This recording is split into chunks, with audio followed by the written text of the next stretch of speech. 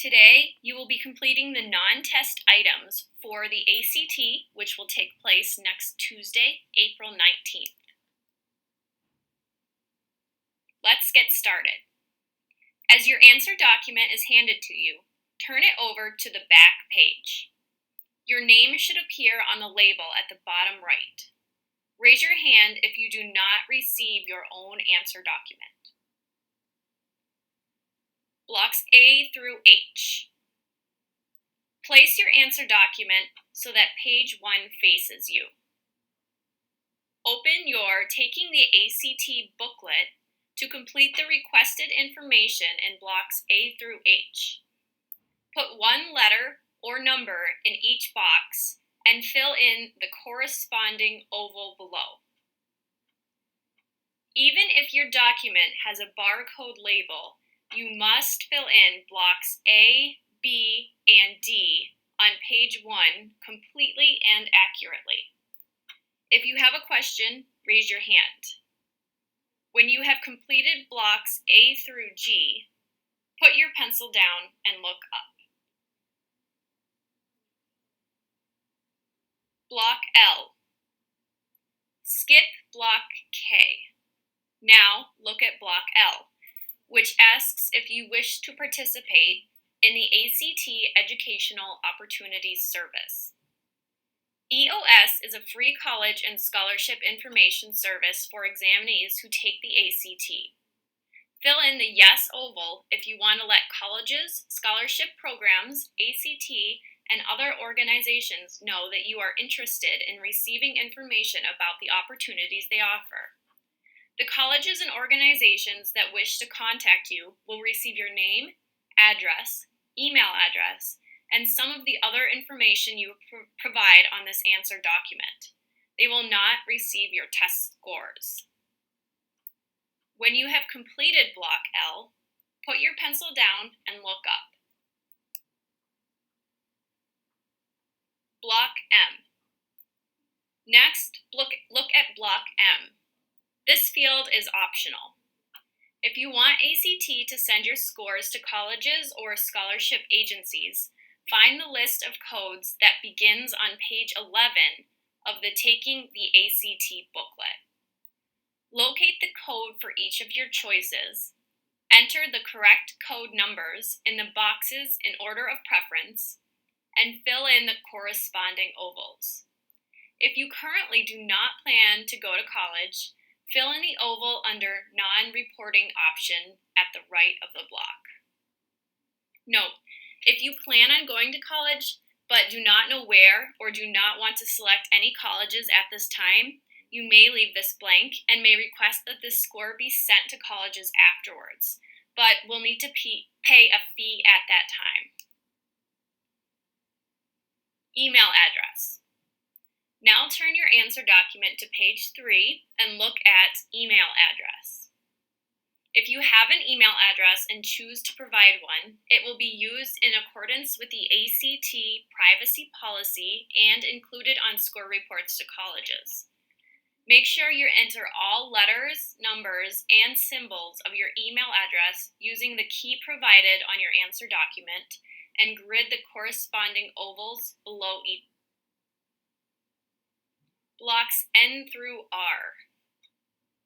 Now turn your answer document over to the back page and complete blocks N through R. To receive your score report and to receive mail from college and scholarship programs, you must fill in the address ovals correctly. In block N, enter each part of the address where you are certain to receive mail. Leave a space between the parts of your street address. Use the slash to designate fractions. If you live in an apartment, enter the apartment number after the street name. When you have completed blocks N through L, put your pencil down and look up. You may skip S, T, U, and V. High school course and grade information. Next, turn your answer document to page 2 and your booklet to page 6. Under high school course For grade information, first look at the courses taken or planned. For each course, indicate if you have taken or plan to take it before graduation. Fill in one oval for each course whether or not you have taken it. Next, in the grades earned section, for each course you have taken for a full term, semester, etc., indicate the final grade you received. Round to the nearest letter grade if necessary. Leave oval blank if you have not completed a full term or if a grade was not awarded for the course. Note, this section is not required and it will not impact your ACT score. Are there any questions? Student Profile section and ACT inventory. Next, turn your booklet to page 7. The Student Profile section is not a test, but a series of questions about your achievements and future plans. If you do not plan to go to college, you may skip many of these items. Read each item and respond to each one by filling in the appropriate oval. Note, this section is not required and it will not impact your ACT score. This should take about 25 minutes, but will not be timed. Read the directions and begin. The ACT Interest Inventory. Now turn your booklet to page 10 and your answer document to page 3. The ACT Interest Inventory is not a test, but a series of questions about your occupational interests and plans. Indicate how much you would like doing each of the activities listed by marking the appropriate response. Try to mark a response for each activity, even if you are uncertain how you feel about it. This section should take about 10 minutes, but will not be timed. And again, this is optional. Read the directions and begin. Keep your Taking the ACT booklet. It tells you how to create an ACT web account, how to request additional score reports, when you will be able to view your scores in the web, and when you will receive your score reports. Some other important information to remember. Test rooms will be posted on the Career Center windows by Friday, April 15th. On test day, April 19th, testing begins promptly at 7:47 a.m.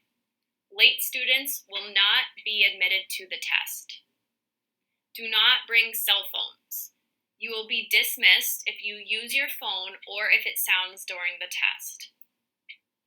Testing will take approximately 4.5 hours, and you will be dismissed after the test at 12:30 p.m. No lunch will be served that day. Bring with you on test day, number 2 pencils, an ACT-approved calculator, and snacks to eat during break outside of the test room.